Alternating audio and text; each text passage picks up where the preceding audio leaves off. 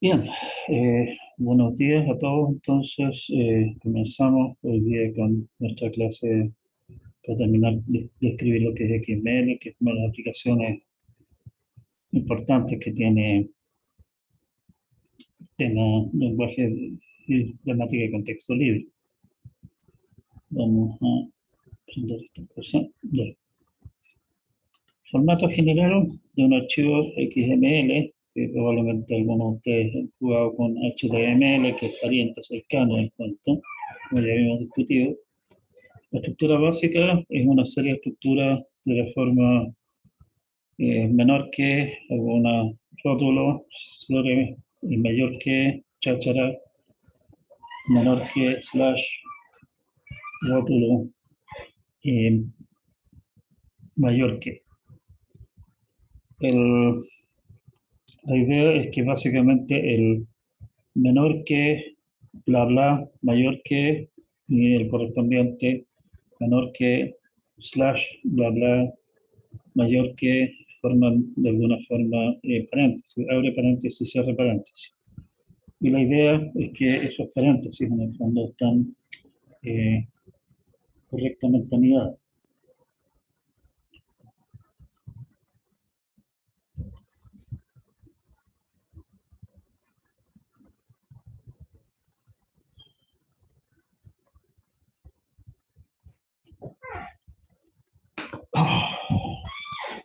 Hago un archivo que cumple con este formato general, o sea que básicamente los abre paréntesis y los correspondientes cierre paréntesis están correctamente anidados, se le llama bien formado, well formed en inglés.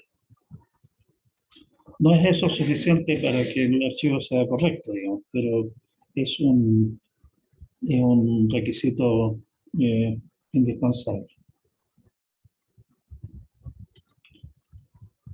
Hay una colección de caracteres que tienen un significado especial en XML, que si ustedes quieren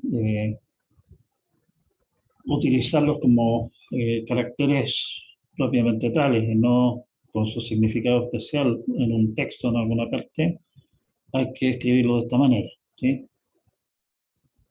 No es mucho pedir recordar esas 5 cosas.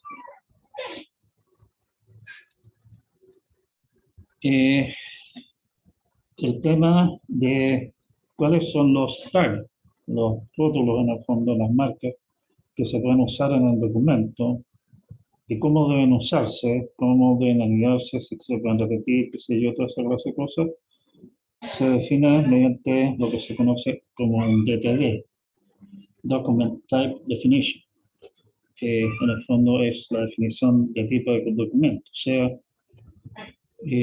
bueno, eso.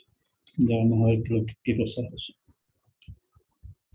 La idea básicamente es que el documento es una palabra eh, en un lenguaje de contexto libre y el DTD viene a ser la descripción de la gramática, escrita en un formato un poquitito raro para nuestro gusto, digamos, pero orientado a que sea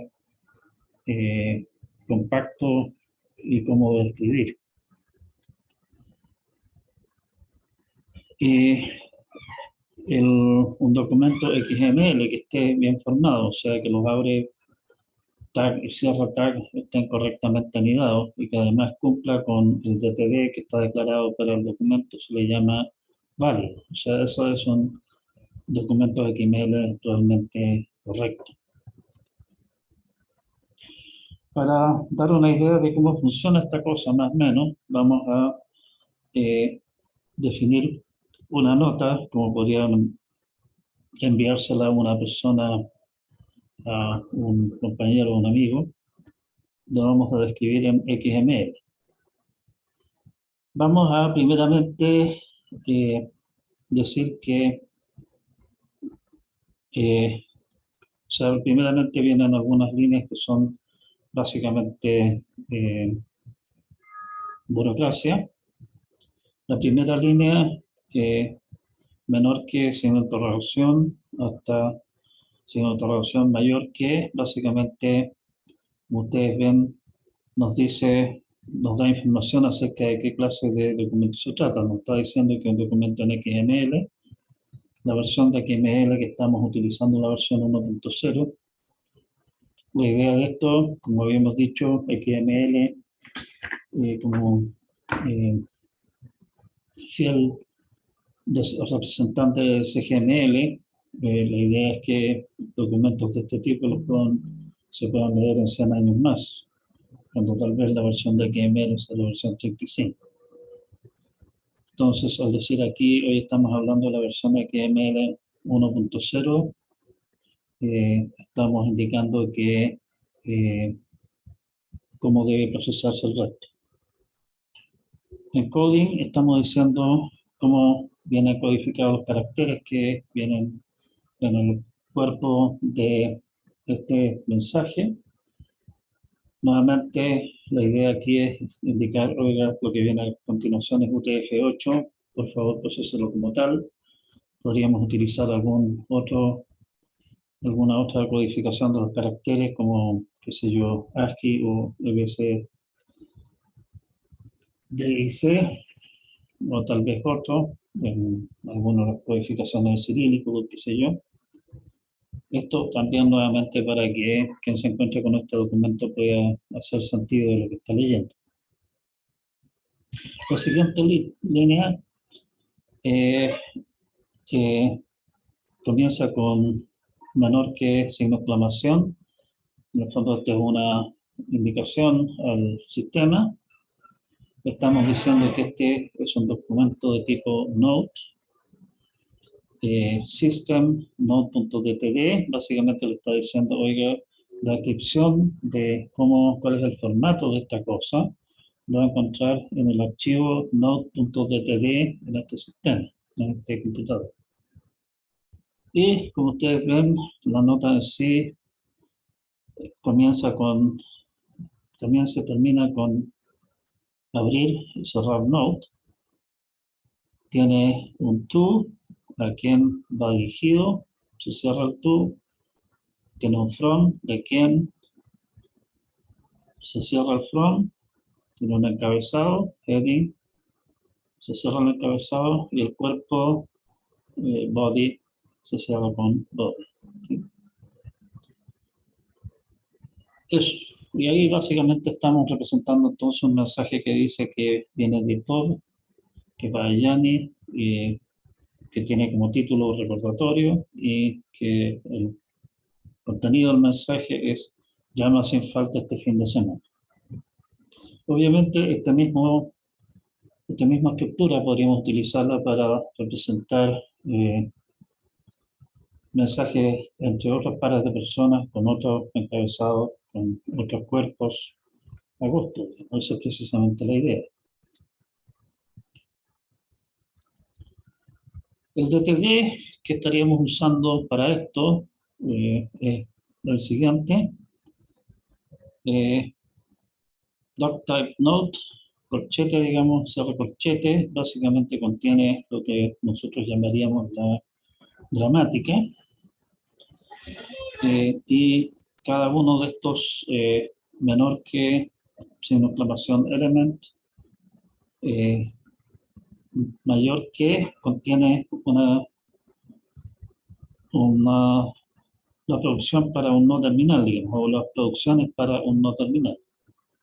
La primera en el fondo dice que el no terminal node tiene que ir un to, un from, un heading y un body. O sea, este es el lado izquierdo de la producción y esto de acá es el lado derecho. Y las distintas partes del lado derecho se separan mediante comas. El to, o sea, si ustedes se fijan, esto de aquí de node se refleja en esto. El to es esto, el from es esto, el heading es esto, el body es esto. O sea, básicamente lo que estoy diciendo con esto es que un node es un rótulo to, o sea, una estructura to, una estructura from, una estructura heading y una estructura body. En este caso, las estructuras correspondientes son todas bastante sencillas. El to, el gato PC data significa básicamente, para simplificar las cosas por ahora, no nos metamos en mayores detalles, significa ponga cualquier cosa aquí, ¿sí? O sea, básicamente estamos diciendo que una nota es un to, que es cualquier cosa, un from, que es cualquier cosa, un heading, que es cualquier cosa, seguido por un body, que es cualquier cosa. Y básicamente acá con Note estamos diciendo este es el símbolo de partida de nuestra gramática.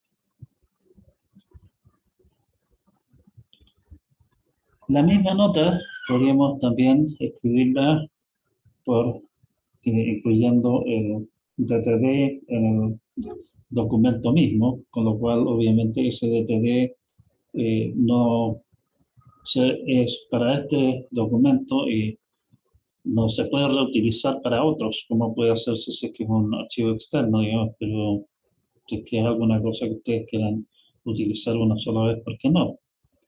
Tenemos básicamente exactamente la misma gramática acá y estamos indicando acá que el DTD es interno. Y el contenido de la nota es exactamente el mismo anterior. Bien, algunos lados derechos especiales que podemos tener en las producciones incluyen, podemos poner un lado derecho que dice empty, que básicamente dice, oiga, esto es una producción nula, nuestro epsilon, y también podemos poner como lado derecho any, o sea, ponga aquí cualquier cosa que se le ocurra, lo cual puede ser útil de repente para alguna situación en la cual a uno le interesa mayormente entrar a detallar el contenido de alguna construcción. Los otros lados derechos de producciones se escriben entre paréntesis, permitiendo construcciones tomadas expresiones regulares. O sea, podemos usar barra vertical, alternativa, esto o aquello. Podemos poner asterisco, cero o más de lo anterior. Podemos usar más, uno o más de lo anterior y sin interrogación. Lo anterior es opcional. O sea, si ustedes se fijan, aquí en el fondo estamos utilizando lo que habíamos dicho que podríamos en realidad permitir en los lados derechos de las producciones, construcciones tipo expresiones regulares, porque eso lo podemos representar mediante gramática de contexto libre como la gente. Y por lo tanto, en realidad eso no hace más poderoso el mecanismo, pero sí claramente hace bastante más sencillo el poder escribir cosas con esto. Otras posibilidades que no vamos a entrar en mayor detalle aquí, digamos, si realmente quieren jugar con esto, les recomiendo que sigan la recomendación de conseguirse un texto detallado del cuento o derechamente hagan referencia a los estándares respectivos. Algunas alternativas a DTD para documentos relativamente más complejos que una cosa tan simple como las notas que estábamos definiendo nosotros ahí, que escribir un DTD se hace bastante molesto, incómodo. Y por lo tanto se han inventado mecanismos para describir la gramática mediante lo que se conoce como esquemas de XML. Hay varias propuestas alternativas para esto y en realidad los esquemas están más orientados a definir estructuras complejas, digamos perdón, que incluyen algunas otras cosas raras más para las cosas más bien limitadas que vamos a ver acá, nosotros no alcanzan los DTD. Y como digo, hay varias propuestas, en realidad no hay ninguna que se haya aceptado, que yo sepa, en realidad no he mirado hace un tiempo, no hay ninguna que se haya aceptado oficialmente o que tenga mucho un arrastre, digamos, mayoritario, así que eso todavía es un tema que está en proceso. El tema es que, como ya habíamos dicho antes, nos saco mucho con estar definiendo documentos, escribiendo gramáticas para documentos, escribir documentos y quemarme las pestañas con eso. Necesito alguna clase de manera de procesar esta clase de cosas de forma automatizada. Sería, o sea, es necesario contar con algún programa al que yo le pueda dar el DTD en este caso y el documento y me pueda a través de algún mecanismo adecuado, de allí extraer la información que a mí me interesa.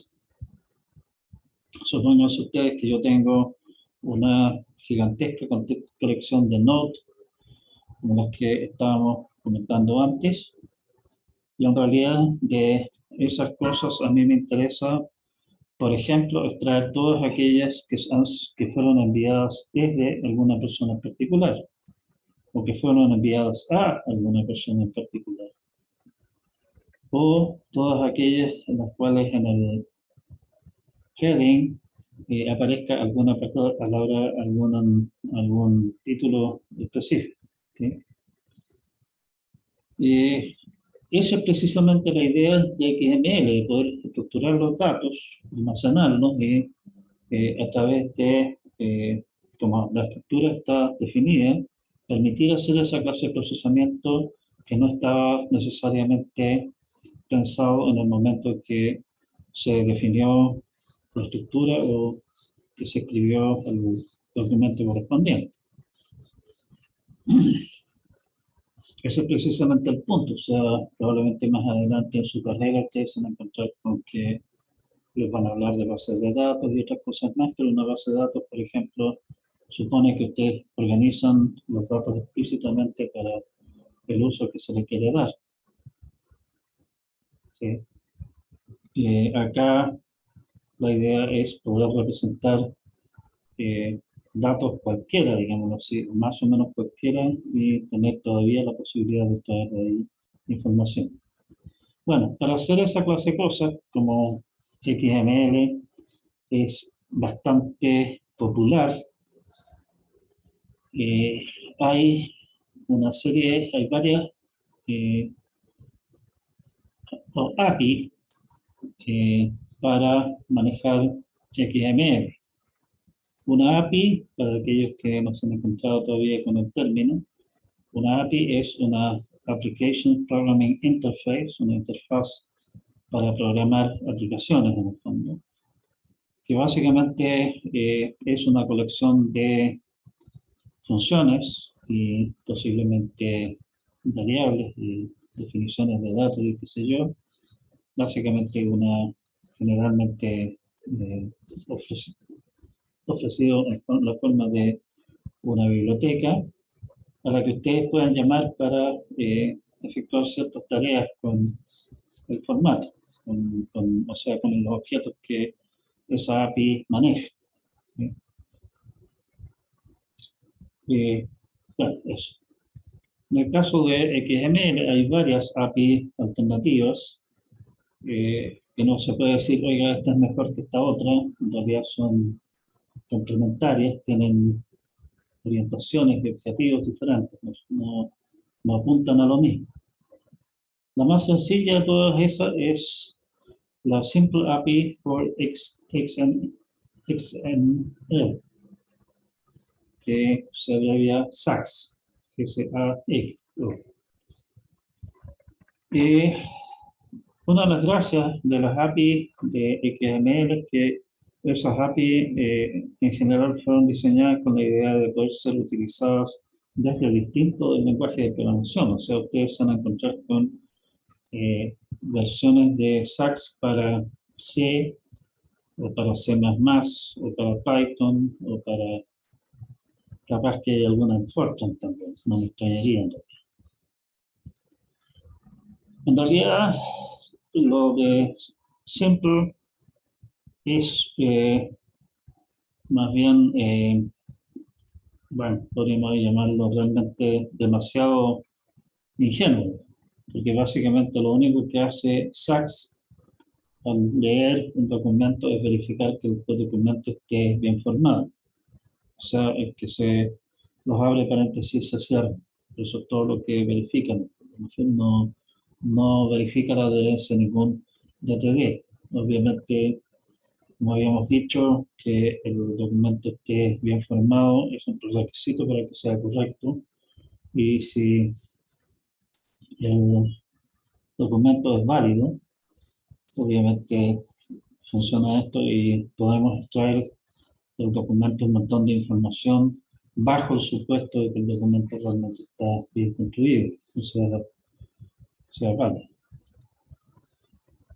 La idea de Sachs es que el usuario define eventos de interés, que se abre o se cierra alguna construcción particular y a esos eventos les asocia acción. O sea, básicamente lo que hace Sachs es simplemente leer el documento y si es que se encuentra con alguno de los eventos que el usuario había marcado como, oye, esto me interesa, que me avisen cuando ocurre esto, y se efectúa la acción que está asociada a esa situación. Vamos a ver un pequeño ejemplo que muestra cómo funciona esto.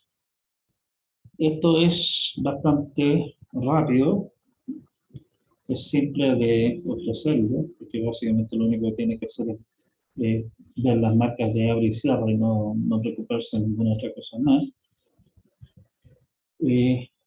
No tiene por qué, por ejemplo, leer el documento completo y construir el árbol de elevación para poder extraer información de allí y por lo tanto consume poca memoria y el procesamiento es rápido. Y por eso Sachs, si sirve para lo que queremos hacer, es una buena opción.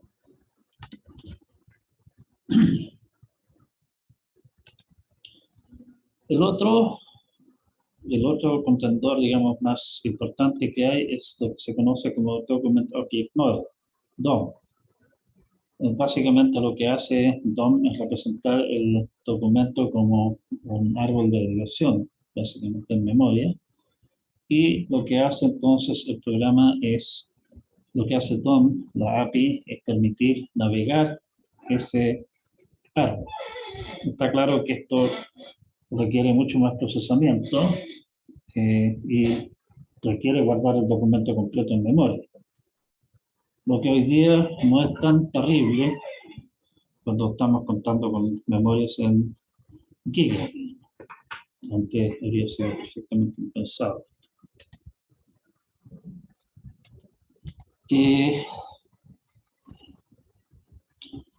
Para algunos detalles, algún ejemplo un poco más completo de este cuento,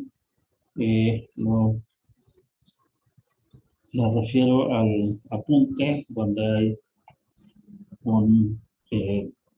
hay un ejemplo más, un par de ejemplos más completos, más largos, digamos, de documentos, o sea, de partidas de DTD más detallado, par de DTD más detallados, uno que permite describir en forma más o menos,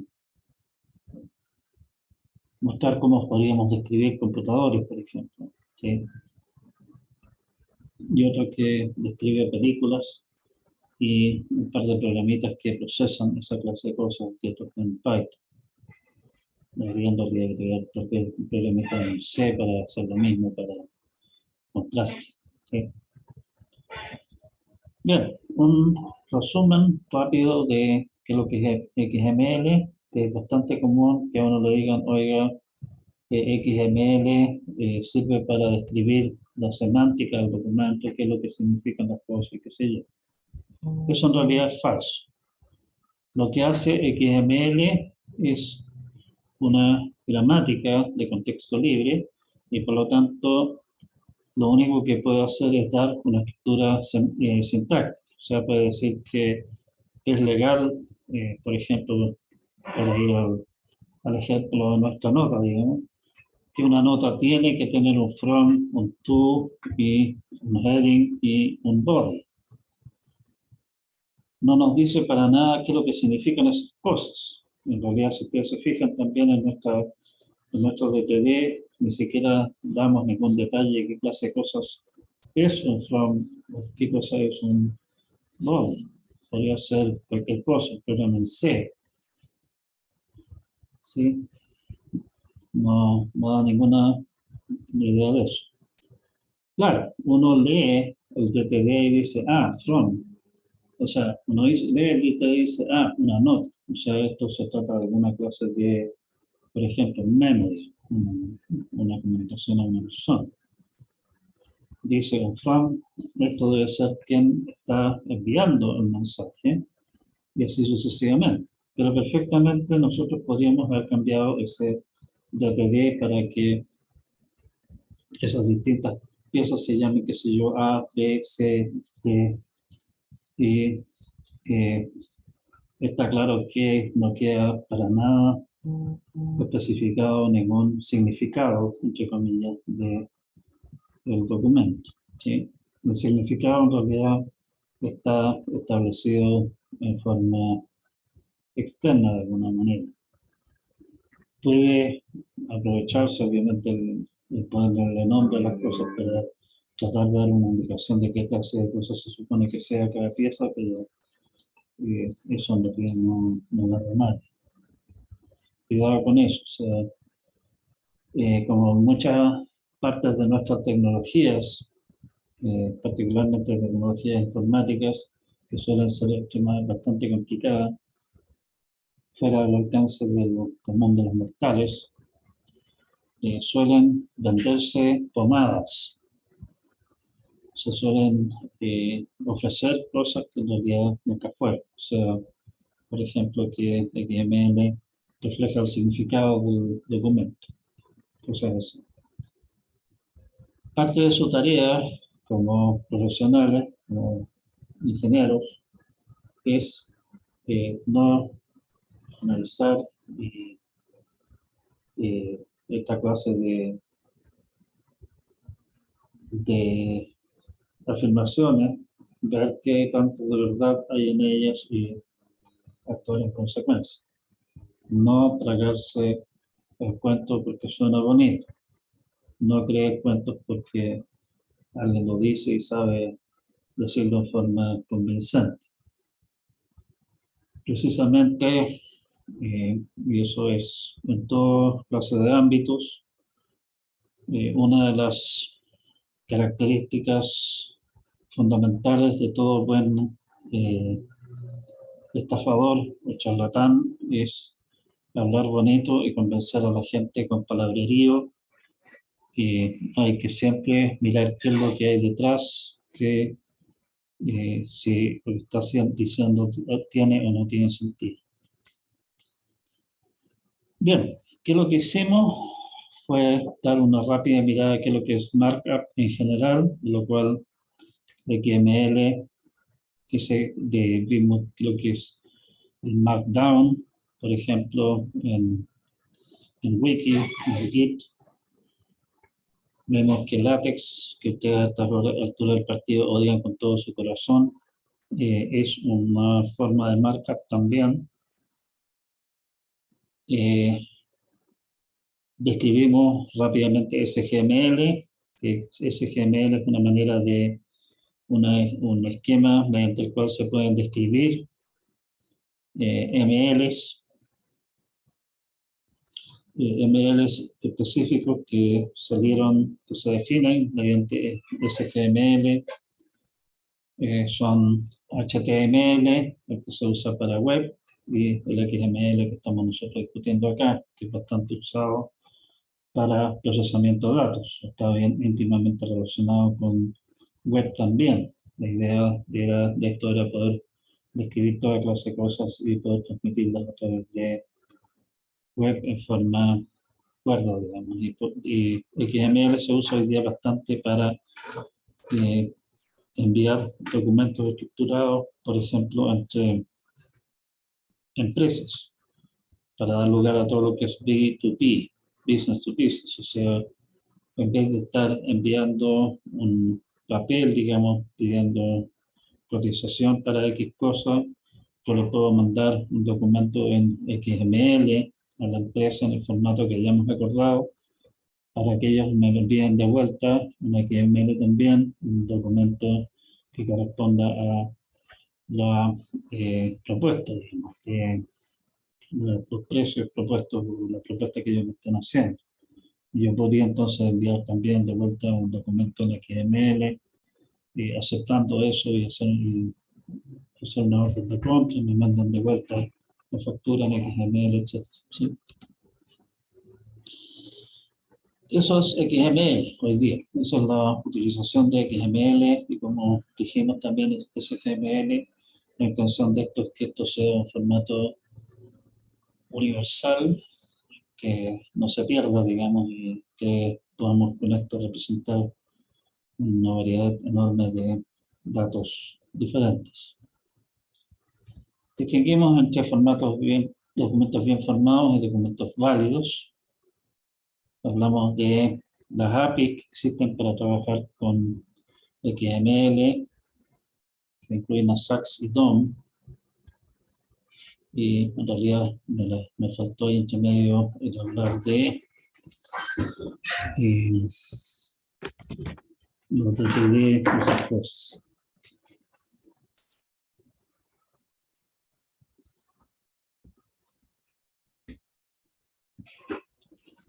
Nótese que lo que estamos diciendo implícitamente al hablar de DOM es que un programa, biblioteca que implementa DOM, lo que hace es tomar el DTD, el documento, y en base a eso armar el árbol de derivación del documento en memoria.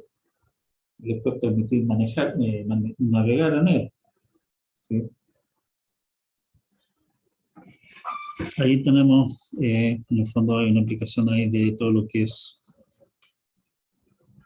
¿cómo se llama? Autómatas.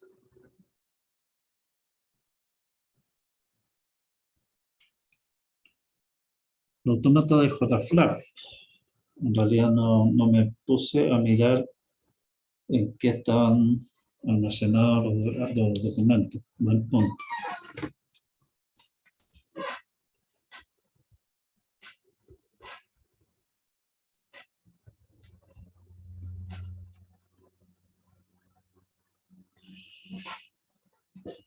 No me extrañaría, dando una respuesta un poco a la rápida, digamos, de pronto, no me extrañaría que estén en XML. Debería tener por allí alguno, en realidad.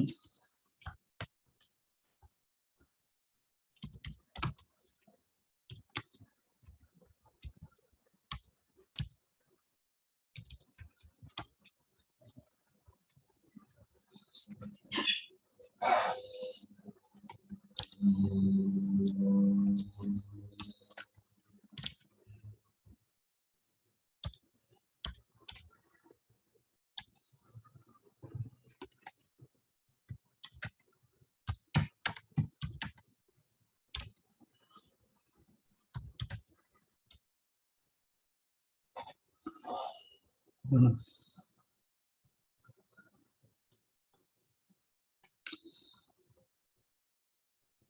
Interesante, sí, no sería raro. JFlap está hecho en Java, y muchas de las cosas que usan Java en el fondo usan precisamente XML. Son bastante variantes, digamos, hay bastantes bibliotecas para manipular XML en Java. Interesante.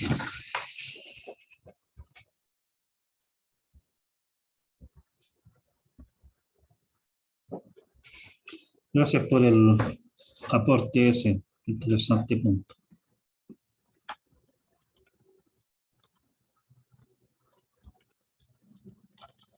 Nos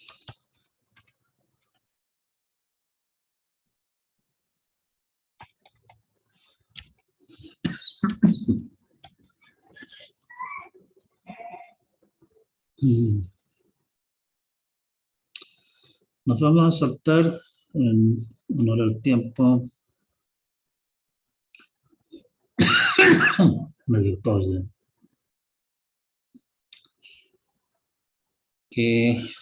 Nos vamos a saltar el capítulo 21 porque se mete en herramientas específicas para manipular gramáticas y lenguajes en Python, que no tenemos tiempo solamente para verlo en mayor detalle, lamentablemente. Algún detalle ahí en el apunte y de cómo de qué las herramientas hay.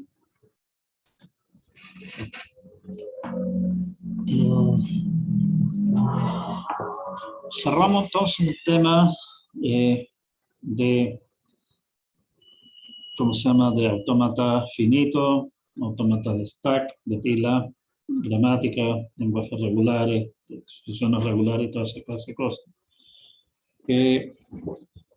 Una de las cosas importantes que vimos ahí es dos cosas. O sea, estuvimos analizando algunos modelos de computación, entre comillas, bastante rudimentarios, porque en el fondo ustedes, si se fijan, lo que es un TFA, o un NFA, o un PDA, en el fondo son computadores muy rudimentarios, que tenemos que programarlos para hacer ciertas tareas. Las tareas que efectúan en el fondo son tareas bien simples, que son determinar si es que una palabra pertenece o no a un cierto lenguaje.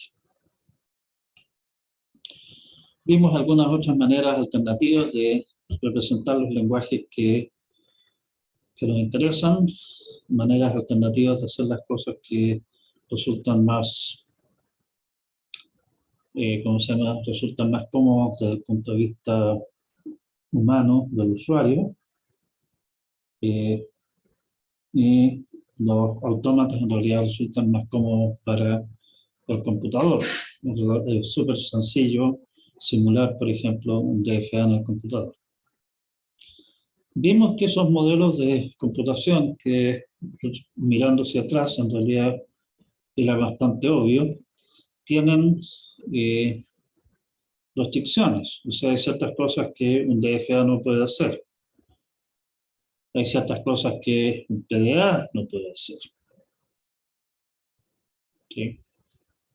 Una pregunta que nace de allí y que va a ser lo que en el fondo nos va a ocupar el resto del semestre, es el problema los problemas relacionados que se conocen como computabilidad y complejidad. Computabilidad se refiere a, olvidémonos de los modelos restringidos, digamos, que nosotros estuvimos discutiendo, de autómatas, los modelos restringidos de computación, y pensemos qué se puede o no hacer con la computación. Vimos que los modelos de computación que nosotros discutimos, que eran modelos limitados, están bastante limitados, solamente pueden hacer algunas cosas. La pregunta entonces, mirando el tema desde la otra punta, digamos así, oiga, si los modelos de cómputo que nosotros construimos son limitados, ¿será que hay limitaciones a lo que se puede hacer con la computación?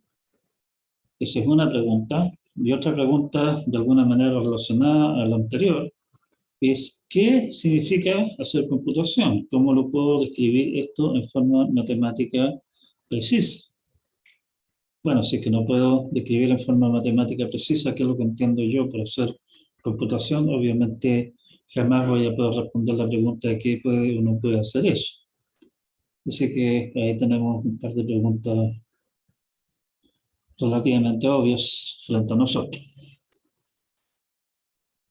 Entonces, nuestra pregunta, a lo que queremos, nuestra siguiente pregunta que queremos nosotros enfrentar es el tema de qué puede o no hacer un algoritmo, un programa, lo que nos va a llevar a encontrar o describir un problema que no tiene solución, que no puede resolverse mediante un algoritmo. Y vamos a hablar también de la reducción de problemas, que es nuestra herramienta principal para demostrar que ciertos problemas son difíciles o son fáciles de resolver. Como ya habíamos dicho, hemos analizado varios modelos restringidos de computación y mostramos algunas de las cosas maravillosas que pueden hacer y mostramos también algunas de sus limitaciones que son bastante, podríamos decir, decepcionantes.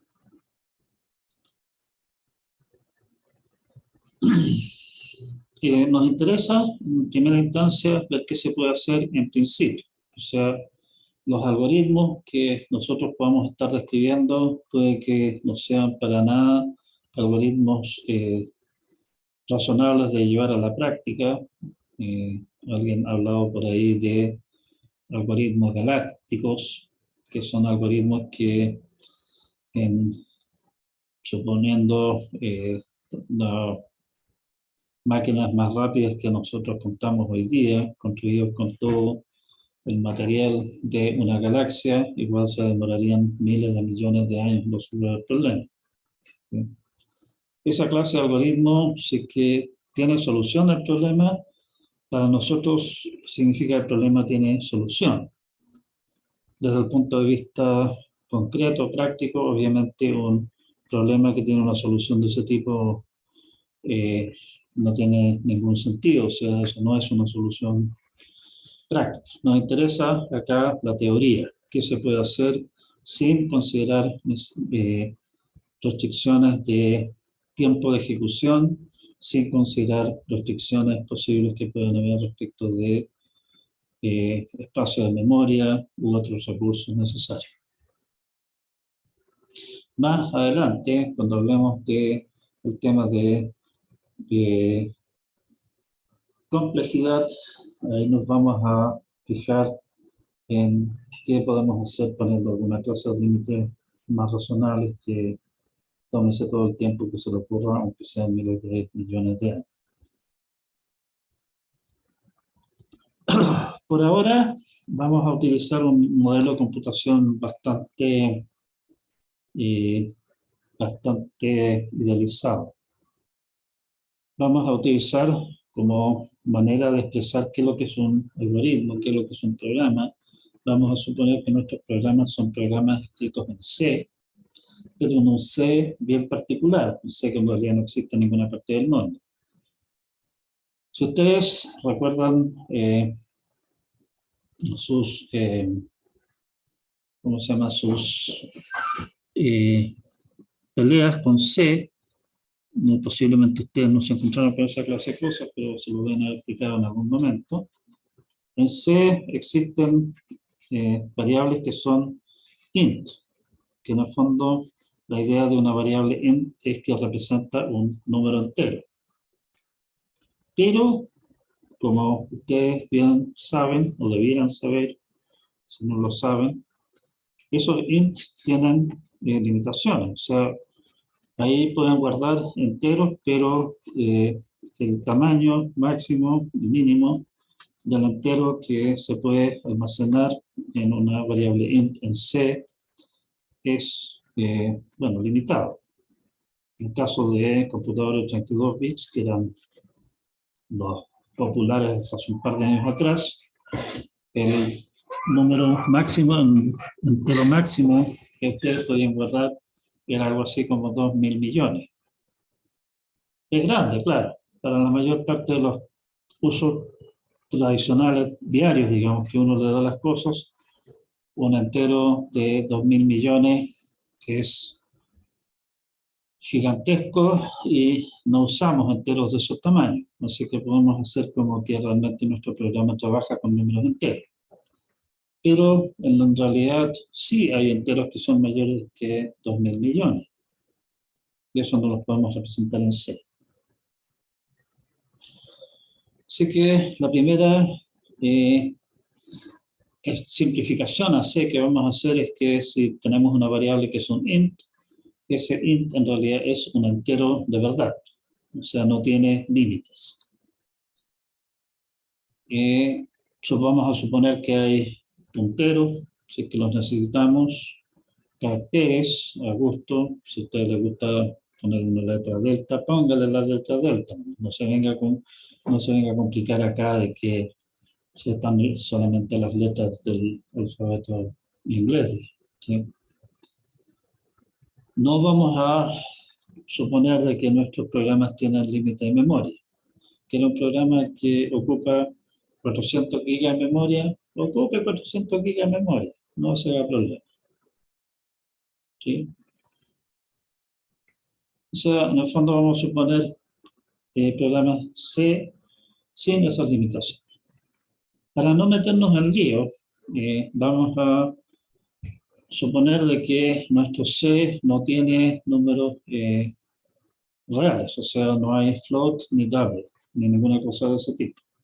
El problema es que si empezamos a hurguetear más profundamente en qué es lo que significa, por ejemplo, sumar pi con raíz de 2, si quisiéramos hacer eso en realidad correctamente, necesitaríamos sumar infinitos dígitos, ¿cierto? No podemos decir, ah, no, pero es que nos conformamos con una aproximación con 30 dígitos. Si queremos realmente sumar el número real pi con el número real raíz de 2, necesitamos un número infinito de dígitos. Si eso no hay cómo representarlo en forma, representarlo y procesarlo en forma prudente, digamos, eh, en forma finita. Y por eso, para no meternos en líos con cosas que posiblemente sean infinitas, vamos a prohibir esa clase de números. Está claro, si es que nosotros quisiéramos realmente trabajar con esa clase de números, aproximaciones de esa clase de números, esas aproximaciones las podríamos hacer mediante fracciones, y las fracciones las podemos representar mediante un número entero. Y trabajar con esas fracciones. O sea, no nos restringe realmente demasiado, ¿sí? Un programa extremadamente clásico. Ya me dictó ya. Me suelo tomar un poco de café. Este probablemente es el primer programa C que ustedes habrán visto.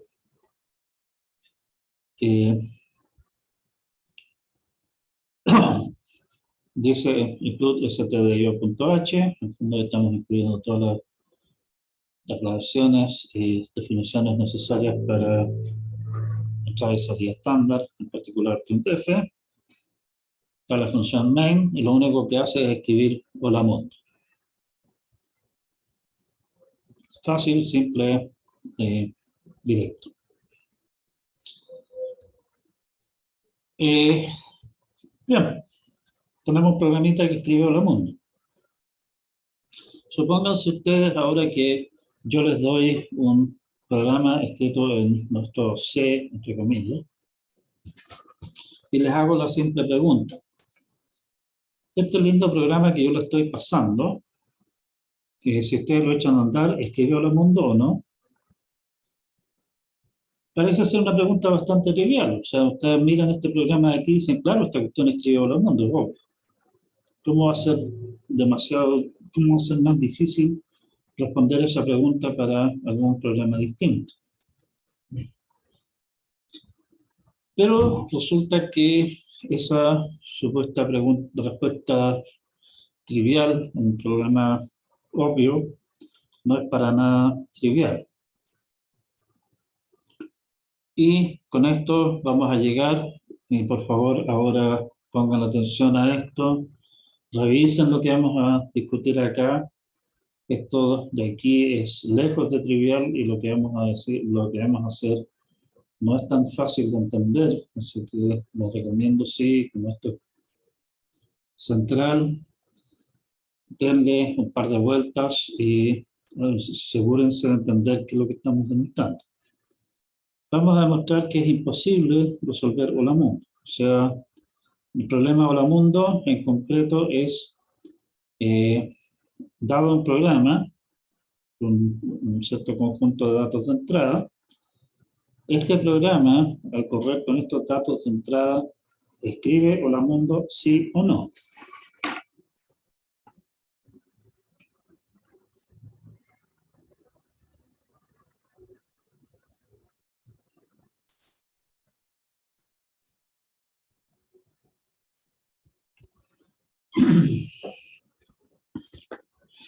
La demostración es una demostración por contradicción.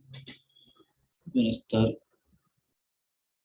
esta cosa seguramente. Supongamos que tenemos un programa hipotético H, como estamos planteando esto, oye, ¿hay algún método para hacerlo? Un método significa para nosotros un algoritmo, o sea, un programa que me resuelve el problema, me da la respuesta.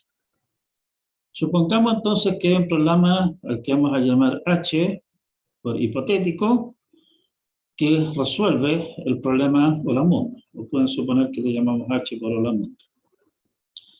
El programa H viene dado como fuertes en C, en algún formato que hayamos acordado. O sea, vamos a decir, oye, nosotros acá vamos a tener programas que procesan programas y por lo tanto tenemos que ponernos de acuerdo cómo vamos a representar un programa. Por ejemplo, el programa me lo tiene que entregar como un tar.gz, donde vienen los .h y los fuentes adentro, todo el punto. Y posiblemente una muestra.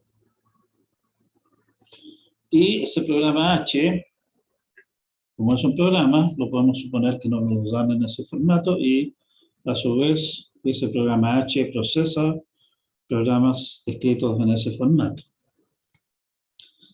O sea, el programa H sería alguna cosa de esta forma.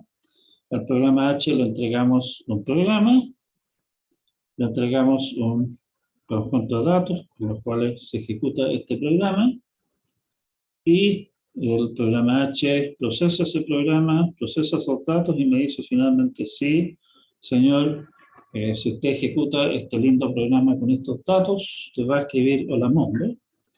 O me va a decir, no, señor, este programa con estos datos no escribe Holamundo. Escribe tal vez un par de garabatos o me dice chao o simplemente no hace nada. ¿Sí?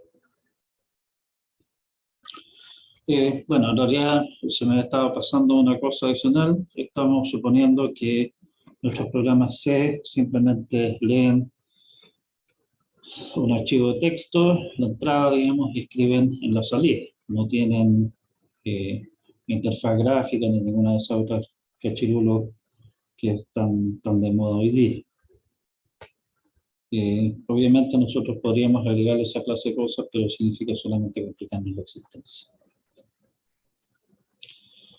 Bien, como primera cosa, lo que vamos a hacer va a ser modificar H para que en vez de tomar como entrada un programa y un conjunto de datos, lo que haga sea en el fondo hacer trampa y toma que el programa y le da como datos al programa ese mismo programa. Te van a decir, pero ¿cómo? ¿Qué cosas me están haciendo aquí? ¿Qué me están haciendo trampa? Para que veamos de qué estamos hablando acá, les vamos a dar una pequeña tareita para que la hagan en sus ratos de ocio entre las clases. Escriben un programa que lee un archivo de texto y escribe como el C, un programa C que toma como entrada un archivo de texto y que como salida entrega el número de líneas del archivo que leyó.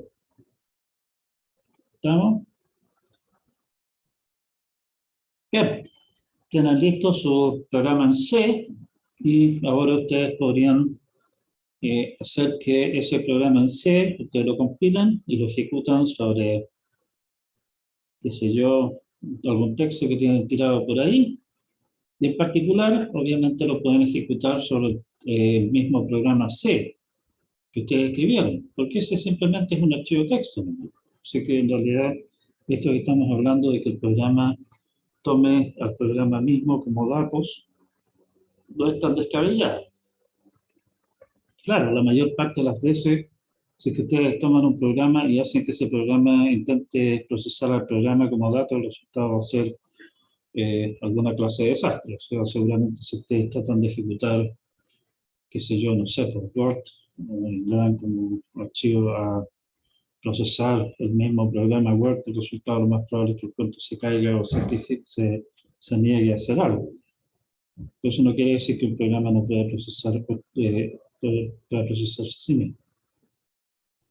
Y llamamos al programa resultante H'. Como H era un programa en C, ¿cómo podemos hacer H'? Bueno, esto es bastante simple. En el fondo es simplemente leer, cuando le damos leer, el H pide leer programa, le ponemos a leer programa, y cuando H pida leer datos, lo podemos a leer programa también, obviamente en forma independiente, ¿sí? De esa manera no hay problema. Si es que quieren hacerlo de esa manera, pueden simplemente leer el programa, cargarlo en memoria, y cuando H requiera más del texto del programa, lo hacen avanzar a través de esa copia en memoria, y cuando H prima, en el fondo solicite, o sea, cuando H solicite datos, también lo hacen avanzar a través del texto en memoria del programa. O sea, esto no es precisamente magia negra que no se puede hacer, lo que estamos hablando acá. Tenemos entonces un programa H', que toma un programa y nos dice sí, si el programa, cuando lee el programa, escribe hola mundo, y escribe no, si el programa, cuando lee el programa como datos, no escribe hola mundo. ¿Sí? Nuestro programa clásico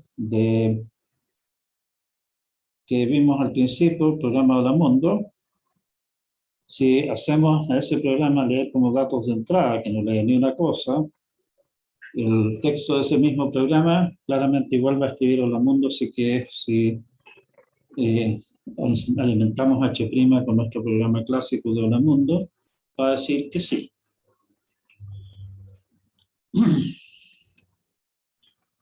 Como segundo paso, lo que vamos a hacer es modificar H' para que en vez de escribir no, escriba hola mundo. O sea, ahora H segundo lee un programa. Si ese programa, leyendo al mismo programa como datos, escribe hola mundo, H segunda escribe sí. Si es que el programa, leyendo ese mismo programa como datos, no escribe hola mundo, entonces H segundo escribe hola mundo. Y ahora viene la parte donde la cosa se pone peluda. Si alimentamos H segunda con H segunda, vemos que nos metemos en un brete.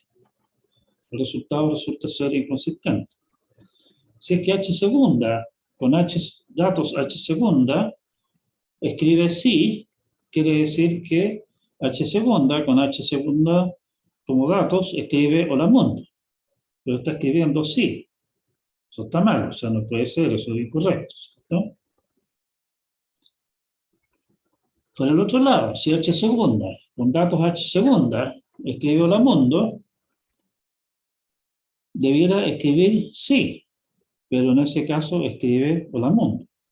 Nuevamente resulta inconsistente.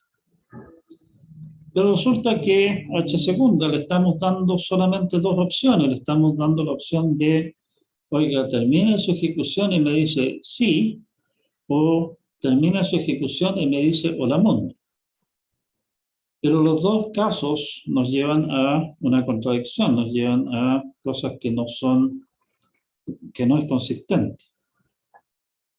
De allí resulta entonces que tal programa imposible que existe.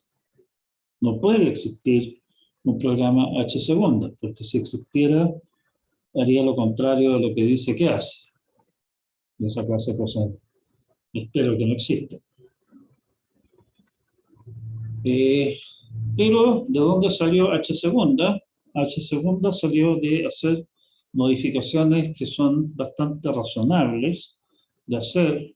Tomen un mechón cualquiera, le enseñan un poco de C y le dicen, mira, aquí tienes el programa H, yo sé que es una cuestión gigantesca, pero no te preocupes, termina de hacer la pega y te invito a comer pizza. Modifícamelo de tal manera de transformar este programa H que te estoy dando en el programa H segundo. Está claro que el mechón sería capaz de hacerlo, ¿cierto? No hay nada mágico entre medio, pero H segundo es imposible que exista. Y por lo tanto ese programa hipotético H, del cual nosotros estábamos suponiendo partir, tampoco puede existir.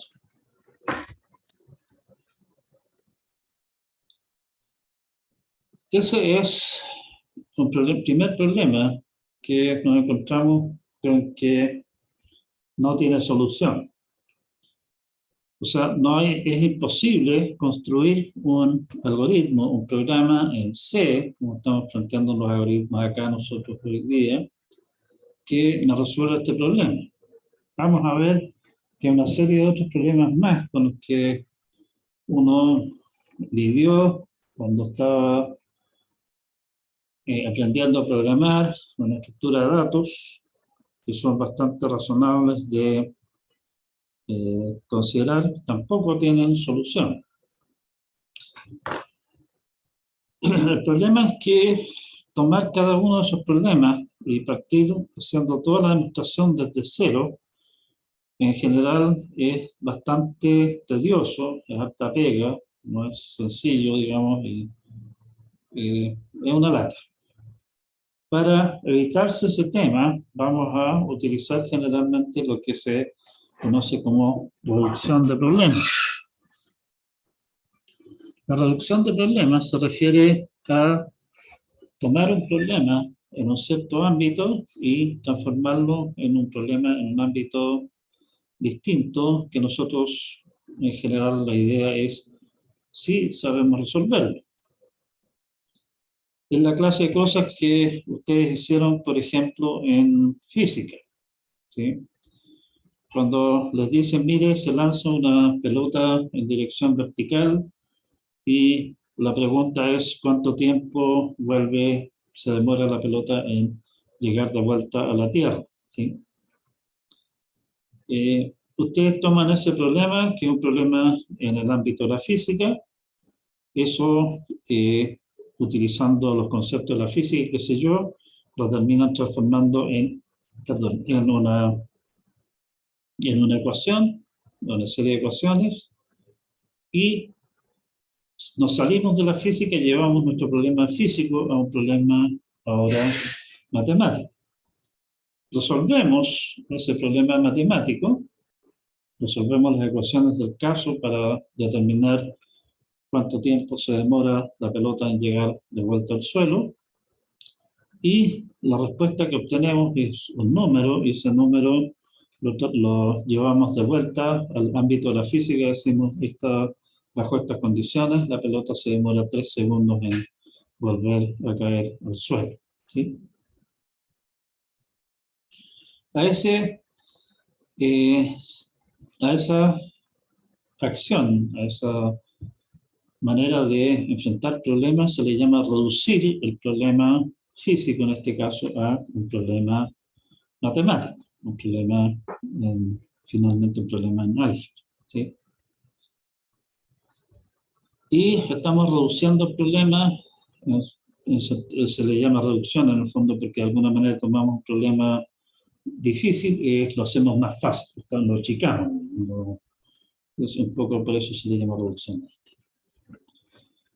Para formalizar esto, que es lo que vamos a necesitar nosotros todo el tiempo ahora acá, es, supongamos que nos dan problemas A y B, si toda instancia A del problema A mayúscula se traduce en una instancia B del problema B, tal que la instancia B tiene la misma respuesta que A, vamos a decir que A se reduce a B, y eso lo anotamos con A menor o igual a B. Esto de reducir y me salen con menor o igual, como que a uno le choca, digamos, ¿sí? Pero si ustedes lo piensan, realmente lo que estamos demostrando con esto es que el problema A es a lo más tan difícil como el problema B. Tomamos una instancia de A cualquiera y lo traducimos, o sea, lo reducimos a una instancia del problema B. Las instancias del problema B que resultan van a ser casos particulares de B. En el caso que estamos planteando, estamos hablando del problema físico de lanzar pelotas en dirección vertical y lo llevamos al problema de resolver una ecuación, ¿sí? Pero, si ustedes se fijan, las ecuaciones que resultan de todos los problemas posibles de lanzar pelotas, lanzar una pelota acá en la Tierra, lanzar una pelota en Marte o lanzar una pelota en la Luna, y dependiendo de la velocidad inicial de la pelota y qué sé yo, todos esos problemas de lanzamiento vertical de pelotas llevan a un tipo de ecuación bien particular que sabemos cómo resolver. Pero en el conjunto de todas las ecuaciones posibles con las que podemos tropezarnos, entre medio también hay ecuaciones de las cuales no tenemos la menor idea por dónde tomarlas para resolverlas, ¿sí? O sea, en ese sentido, lo que estamos demostrando es que si nosotros estuviéramos en condiciones de resolver todas las ecuaciones, bueno, obviamente estaríamos en condiciones de resolver los problemas físicos de lanzamientos verticales de pelotas, pero no al revés. Y por eso el menor o igual que aparece ahí.